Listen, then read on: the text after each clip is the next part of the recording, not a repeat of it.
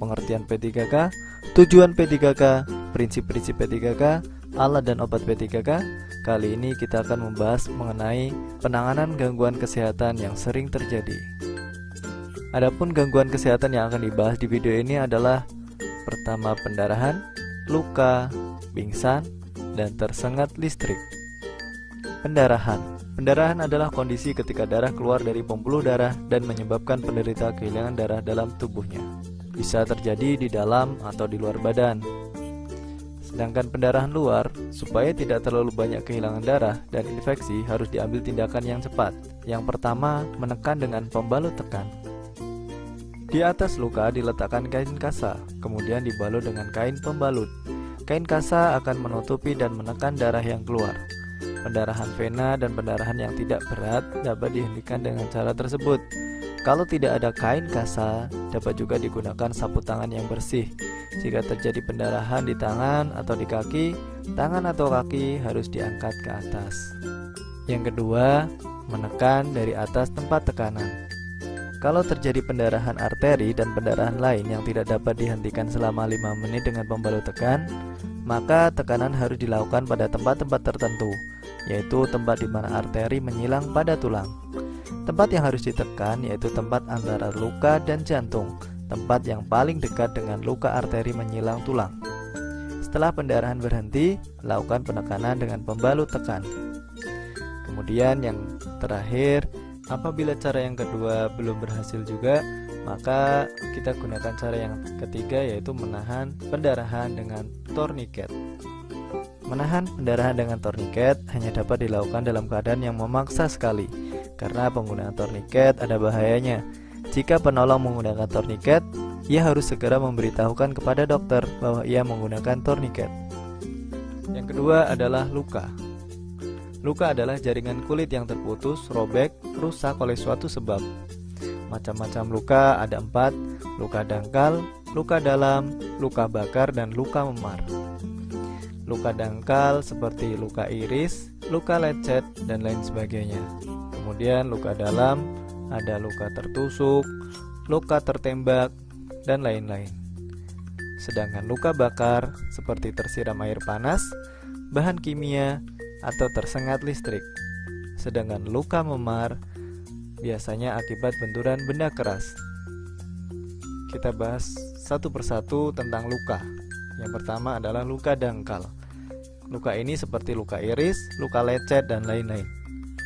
Dasar-dasar pertolongan pada luka dangkal. Yang pertama, hentikan pendarahan.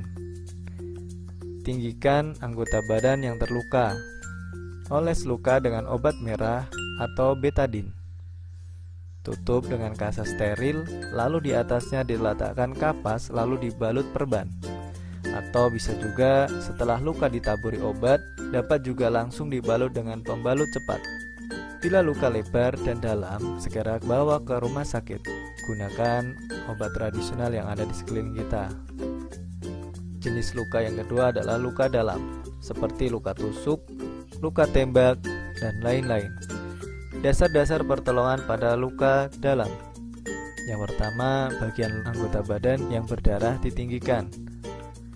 Kedua, tekan pembuluh darah nadi dengan pembalut penekan, seperti kasa steril atau kain bersih di dekat tempat pendarahan. Yang ketiga, bawa ke puskesmas atau rumah sakit. Luka bakar. Luka ini seperti tersiram air panas, bahan kimia, dan lain-lain. Dasar-dasar pertolongan pada luka. Yang pertama, amankan korban dari tempat yang terbakar. Yang kedua, tutup luka dengan kasa steril dan diikat. Jangan terlalu kencang. Beri obat pereda nyeri dan salep. Jika korban sadar, beri minum yang banyak. Luka bakar biasanya dibarengi dengan hilangnya cairan dalam tubuh korban. Makanya dalam P3K perlu tindakan memberi air minum agar tidak dehidrasi. Jika kedinginan, beri selimut. Bawa ke rumah sakit atau puskesmas untuk penanganan lebih lanjut. Luka yang ketiga adalah jenis luka memar. Biasanya terkena benturan benda keras. Dasar-dasar pertolongannya, yang pertama, bersihkan bagian luka, bisa dengan air atau obat pembersih luka. Cara membersihkannya dengan pelan-pelan ya, untuk meminimalisir rasa sakit. Kedua, kompres luka dengan air dingin. Pada dasarnya luka memar akan dibarengi dengan pendarahan dalam.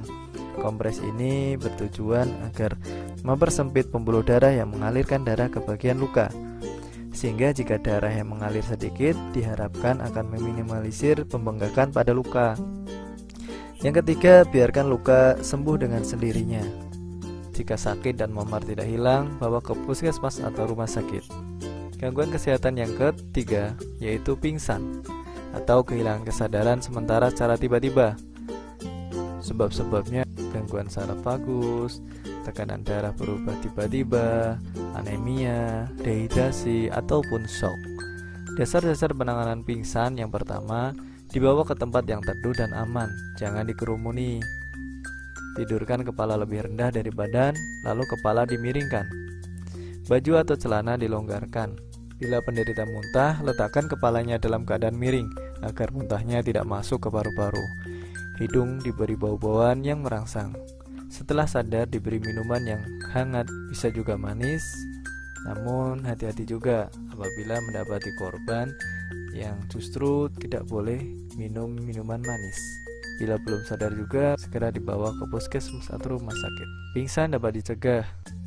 Yang pertama, sebelum upacara bendera atau kegiatan fisik, sarapan dulu. Jika teman mau pingsan, segera dudukkan dan minta ia meletakkan kepala di antara lutut dan tarik nafas panjang. Gangguan kesehatan yang terakhir adalah tersengat listrik. Cara penanganannya yang pertama, segera matikan aliran listrik terdekat atau dari gardu utama. Jangan memegang atau menarik korban yang masih tersengat tanpa menggunakan pelindung listrik.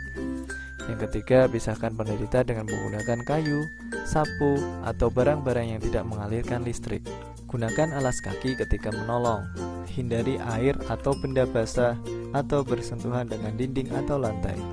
Panggil segera pertolongan dan bawa korban ke puskesmas atau rumah sakit terdekat. Berikut adalah contoh soal materi P3K.